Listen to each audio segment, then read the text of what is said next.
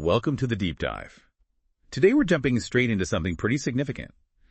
It's the really noticeable presence of Indian professionals in Silicon Valley tech. That's right.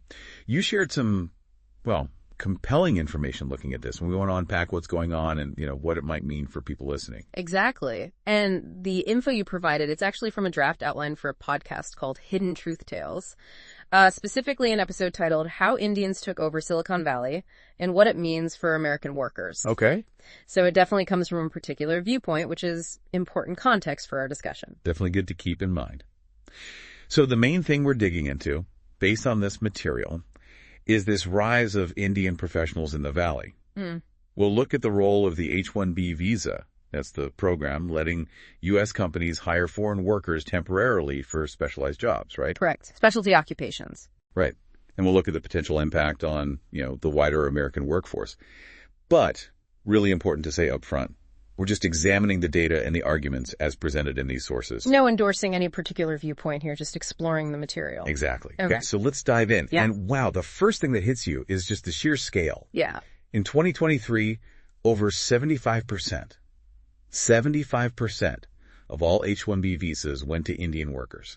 It's a huge number, really stark. It is. And to get the background, the sources trace this back way back to the 80s and 90s, the beginnings of outsourcing. Oh, yeah. That's when you see companies like Infosys, TCS, Wipro starting to land major U.S. contracts. So they were setting up shop early on. They were, Yeah. kind of laying the groundwork for what we see now. Got it. So those early contracts established a presence. Then the 2000s, the source mentions an explosion of H-1Bs. Yeah, that's the term used, a Yeah. real surge. And Indian professionals became the main recipients during that time. It was a critical shift. The turning point. Definitely. The use of the H-1B program it took off. And this happened right as Silicon Valley's need for tech talent was also growing fast. So perfect storm, in a way. You could say that. These two trends collided, leading to this big influx of Indian tech professionals into the U.S. And it wasn't just like filling coding jobs, right? The source points to leadership, too. Oh, absolutely. By the 2010s and still today, you see Indian-born leaders at the very top. Yeah. The names are really well known. Sundar Pichai at Google. Satya Nadella at Microsoft. Arvind Krishna, IBM. Shantanu Narayan at Adobe. It's quite a list. It really shows the extent of leadership, and the data backs this up too. The source material says that in 2024, 8 of the top 20 Fortune 500 CEOs are of Indian origin. 8 out of 20. Wow. Yeah, it's a remarkable share, especially compared to other immigrant groups, according to this info. It really is significant. Yeah. And focusing just on tech, the source says Indians now hold 60% of all tech H-1B visas. 60%, that's the figure presented. And when you put that next to, say, the stat that Black Americans hold just 2.5% of Silicon Valley jobs, well, it paints a picture. It certainly highlights the demographic makeup. Yeah. Which leads us naturally into looking at the H-1B system itself and how the source material describes it. Okay. It brings up this concept of body shops, specifically naming Tata and Infosys again. Right. The same companies from the early outsourcing days. Exactly. And the source argues that these companies use the H-1B program perhaps as a way to get cheaper labor. That's a key claim in this material. Okay. So this body shop idea, the argument, as I understand it from the source, is that these firms aren't necessarily just bringing in unique, hard-to-find skills, but maybe using the visa more as a pipeline to fill roles, potentially at lower pay rates. They act as intermediaries, sponsoring workers and then contracting them out. That's the description provided, yes. Right. And that connects directly to the claim about wage differences. Okay, what's the claim there? The source material states that Indian H-1B workers are often paid 20 to 30% less than American workers in similar roles. 20 to 30%. If that's accurate, it definitely makes you wonder about the impact on wages overall in tech. It does raise those questions about wage competition, absolutely. And there's another factor mentioned. The green card backlog. Yes, that's brought up too. The green card process, getting permanent residency, it can take a very, very long time for people from certain countries, including India. Years, sometimes decades, right? Exactly. And what's interesting, according to the source, is how this backlog might affect the employer-employee dynamic. So. Well, the argument presented is that these long waits can make workers more tied to their sponsoring employer. Their immigration status depends on that job. I see. So it potentially weakens their bargaining power. less likely to switch jobs or negotiate hard for raises. That's the potential consequence suggested by the source. Yeah, it could create an imbalance. That makes sense. Yeah. And to make this feel more real, the source includes an anonymous quote from Reddit. Yeah, from the subreddit Recruiting Hell Era. An American tech worker claiming they were laid off from Cisco after 10 years. Wow. And alleging their team was then replaced by an H-1B team from India. Anecdotes like that, while just one person's story, they do add a human element to the statistics, don't they? They certainly can. It gives a glimpse into the kind of experiences some American workers feel they're having. Okay, so we have this picture of the H-1B system, as described in the source, with these body shops, wage disparity claims, and the green card backlog issue. The material then moves on to the perceived impact on American workers. Right. And one major point highlighted is the representation of Black and Hispanic workers in tech. The source says it remains stagnant. Stagnant? What numbers do they use? Well, it cites that only 3% of Google's tech staff is Black, and that overall, Black Americans hold just 2.5% of jobs in Silicon Valley. Only 2.5%. That's very low. It is. And the source seems to be suggesting a potential connection between the growth in one demographic via H-1B and the lack of progress for other underrepresented groups. Interesting. Though, like you said, correlation isn't causation. Absolutely crucial to remember. It's just highlighting parallel trends. Got it.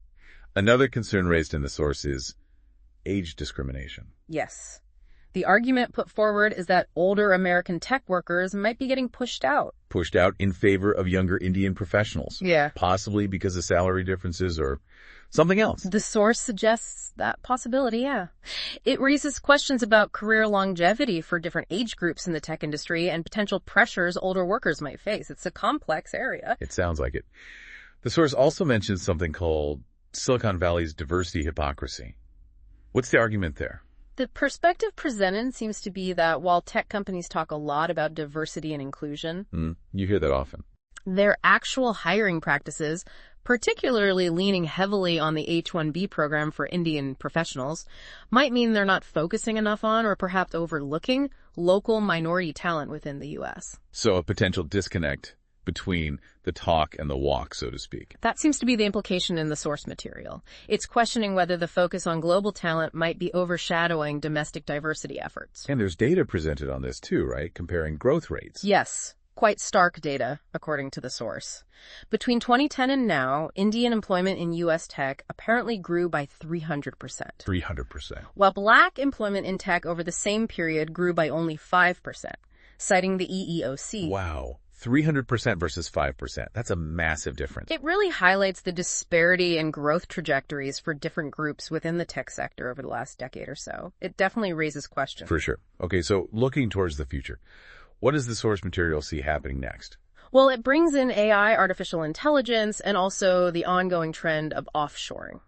The suggestion is that these factors, especially AI advancements and the comfort with remote work now, could lead to even more tech jobs moving to places like India, maybe permanently this time. Not just temporary contracts, but a more permanent shift. That's the potential long-term implication raised in the material, that current trends might accelerate. The source also notes briefly that politicians have paid attention, right?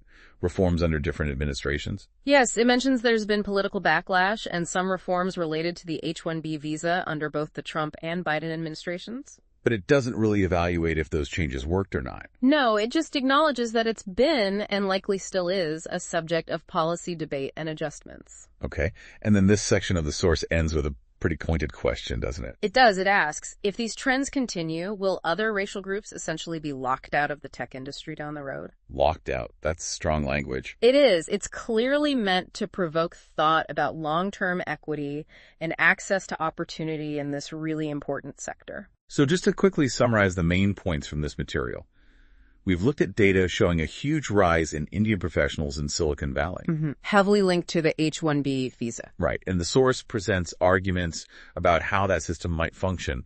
The body shop model, potential wage impacts. The green card backlog issue. And then the perceived effects on American workers, touching on stagnant minority representation and concerns about age discrimination. That covers the key arguments presented, yes. And again, it's really crucial to stress that this is one perspective offered by the source material. Absolutely.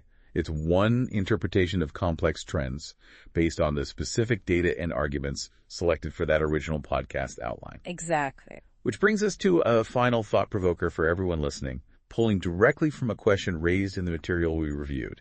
Should H-1B visas be banned? Mm-hmm.